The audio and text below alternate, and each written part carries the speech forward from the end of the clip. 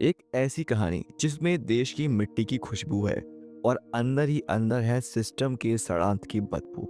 नीम का पेड़ एक ऐसी कहानी जो हमारी सोसाइटी का आईना है। और ये एक क्लासिक कल्ट है। और क्लासिक कल्ट होने के साथ साथ ये एक बिगिनर फ्रेंडली नॉवल भी है। तो हेलो दोस्तों, मैं हूं सिद्धांत। वेलकम टू सिद्धांत म्यूजिक। और आज हम रिव्यू कर रहे हैं किताब नीम का पेड़, जिसे लिखा है राही मासूम रजा ने। ये किताब राजकमल प्रकाशन ने 2003 में पब्लिश करी थी। इस किताब का प्राइस है 199 रुपीज़। और बात करूं इसके राइटर राही मासूम रजा को, तो काफ़ी फेमस ऑथर हैं। आम जनता में इन्हें पॉपुलैरिटी मिली महाभारत, बी आर चोपड़ा की जो महाभारत थी उसके डायलॉग्स लिखने की वजह से। और उसके बाद इनकी काफ़ी, उससे बात क्या, उसके पहले भी ये काफ़ी नॉवेल्स और काफ़ी कविताएं, अपनी रचनाएं लिख चुके थे जो टाइम टाइम पे पब्लिश होती रहीं। इनका निधन हो चुका था 90s में। 15 मार्च 1992 को इनका निधन हो गया था। उससे पहले की सारी कहानी है। ये बुक, ये किताब जो है, कहानी जो है 80s की है, बट आज के टाइम पे अभी भी रिलेवेंस लगती है। और इस सेम किताब के ऊपर एक टीवी सीरीज भी बन चुकी है दूरदर्शन पे, जो लेट 80s या 89 से 91 के बीच में आई थी। जो जिसके मैंने थोड़े कभी ना कभी ग्लिम्स देखे हैं, क्योंकि मेरे पैदा होने से पहले आ चुकी थी ये। तो आप लोग कभी अपने मम्मी पापा से पूछिएगा, शायद उन लोग को इसके बारे में कुछ पता हो।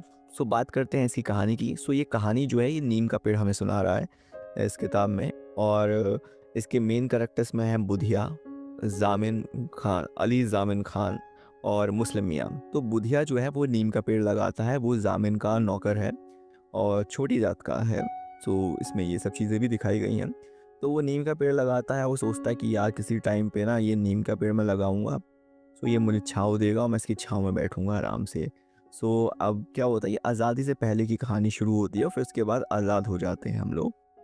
उस समय पता चलता है कि मतलब लोगों में बात थी कि ज़मींदारी सिस्टम ख़त्म हो जाएगा। तो बुधिया जो है वो बहुत खुश होता है कि यार ज़मींदारी सिस्टम ख़त्म हो जाएगा तो कोई ज़मींदार नहीं होगा, कोई मज़दूर नहीं होगा, सब बराबर के होंगे।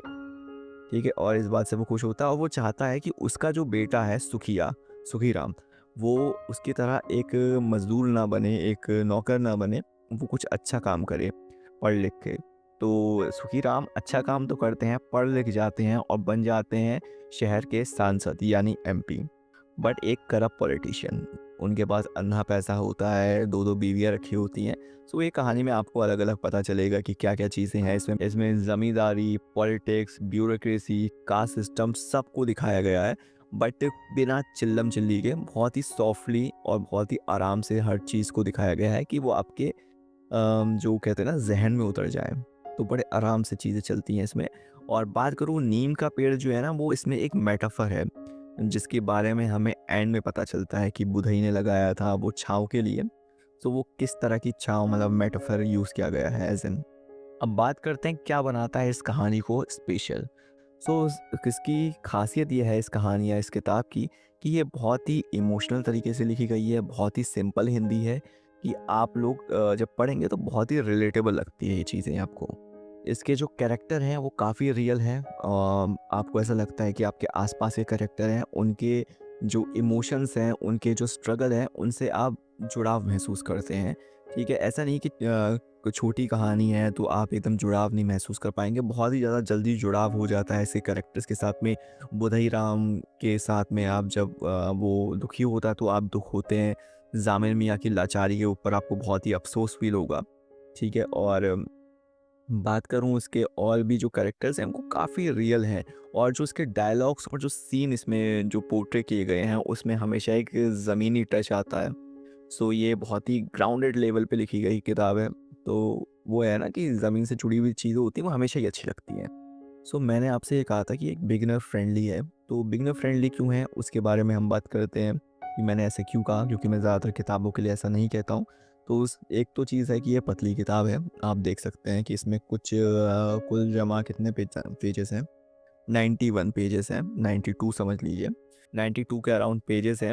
मैं हमेशा, ये नहीं है कि हाँ पतली किताब बिगिनर फ्रेंडली होती है, कई पतली किताब मेरे पास ऐसी भी हैं जो बिल्कुल ही बिगिनर फ्रेंडली नहीं है। इसके जो चैप्टर्स हैं बहुत ही शॉर्ट हैं और बहुत ही सिंपल हिंदी में लिखा गया है। जो हिंदी लिटरेचर नया नया शुरू करते हैं उन लोगों के लिए बहुत ही ईजी टू रीड हो जाती हैं चीज़ें। कहीं भी ऐसा नहीं है कि जैसे जैसे पुरानी किताबें होती हैं ना, गुनाहों का देवता पढ़ लें आप, तो उसकी हिंदी जो है बहुत ही टिपिकल टाइप की हिंदी है, तो वैसी नहीं है इसमें हिंदी। उर्दू हिंदी का मिक्स है, हिंदुस्तानी ज़बान है जो हमारी, वो है इसमें। रूरल सेटअप है, एक गाँव में सेटअप है इसका, तो जो लोग भी कभी ना कभी हम लोग अब किसी न किसी गाँव में विज़िट किए हैं, कोई ना कोई, हम जो भी लोग हैं वो किसी न किसी गाँव से आते ही हैं। तो हम जब अपने गाँव जाते हैं तो जैसा वहाँ का माहौल है वो सब चीज़ें हमने पहले से देखी हैं, तो काफ़ी इसका जो सेट है वो हमें रिलेटेबल लगता है। और कैरेक्टर्स ऐसे हैं कि बहुत ही आम ज़िंदगी वाले कैरेक्टर्स हैं, आपके आस-पास के कैरेक्टर्स हैं, ऐसे कैरेक्टर्स जिनके बारे में ज़्यादा लिखा नहीं जाता। तो ये चीज़ इसे बहुत अच्छा बनाती है। अगर आप हिंदी लिटरेचर को स्टार्ट कर रहे हैं तो आपके लिए एक परफेक्ट गेटवे हो सकता है। बात करूँ उसके टीवी अडेप्टेशन की, तो टीवी अडेप्टेशन भी काफ़ी अच्छा था। राही मासूम रज़ा जी ने खुद डायरेक्ट किया था इसे, और शॉर्ट स्टोरी सीरीज़ थी। जैसे अब वेब सीरीज़ तो अब आने लगी हैं, पर ये सीरीज़ वाला जो है ना, कि 1 से 13 एपिसोड आएँगे, ये हमारे टाइम पे बहुत पुराने से चल रहा था। दूरदर्शन में बहुत पहले से आते थे। मिर्ज़ा गालिब है, तमस है, काफ़ी हैं जो इस तरह से दूरदर्शन में दिखाए गए थे। कैरेक्टर्स बहुत अच्छे से उसमें पोर्ट्रे हुए हैं, एक्टर काफ़ी अच्छे हैं, पंकज कपूर जी, जिन्हें ऑफ़िस ऑफ़िस के मुसद्दी लाल से बहुत फ़ेमस हैं वो। तो उस टाइम में बहुत फ़ेमस है, शाहिद कपूर के पापा हैं। तो उन्होंने बुधई राम का रोल किया है, और बाकी जो कैरेक्टर्स हैं वो भी उन्होंने बहुत अच्छी-अच्छी एक्टिंग की है। सो आप लोग कभी पूछिएगा, या फिर अगर आप लोग चाहें तो मैंने सीरीज़ देखी नहीं है, मैं सीरीज़ देख के उसका भी रिव्यू बता सकता हूँ आपके लिए, या फिर आप अपने पेरेंट्स से पूछिएगा, उन्हें शायद कुछ याद हो। आप मतलब टीवी एडेप्टेशन को एक रेफ़रेंस के तौर पे देख सकते हैं, बट किताब जो है हमेशा से टीवी पे भारी रही है, और इसमें भी भारी रही है ये किताब। तो चलिए इसमें से कुछ पार्ट आपको पढ़ के सुनाता हूँ। तो ये राज का प्रोलॉग ही पढ़ लेता हूँ।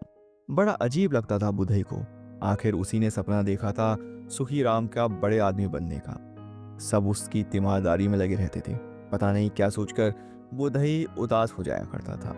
मैं अपनी तरफ से इस कहानी में कहानी भी नहीं जोड़ सकता था, इसलिए इस कहानी में आपको हदें भी दिखाई देंगी और सरहदें भी। नफरतों की आग में मोहब्बत के छींटे दिखाई देंगे, सपने दिखाई देंगे तो उनका टूटना भी। पर इन सब के पीछे दिखाई देगा सियासत की काली स्याह दीवार, हिंदुस्तान की आज़ादी को जिसने निगल दिया, जिसने राज को कभी भी सुराज नहीं होने दिया, जिसे हम रोज झंडे और पहिए के बीच ढूंढते रहे कि आखिर उसका निशान कहाँ है। गांव मदरसा खुर्द और लक्ष्मणपुर कला महज 2 गांव भर नहीं है, और अली जामिन खां और मुस्लिम मियाँ की अदावत बस 2 खालाजाद भाइयों की अदावत नहीं है।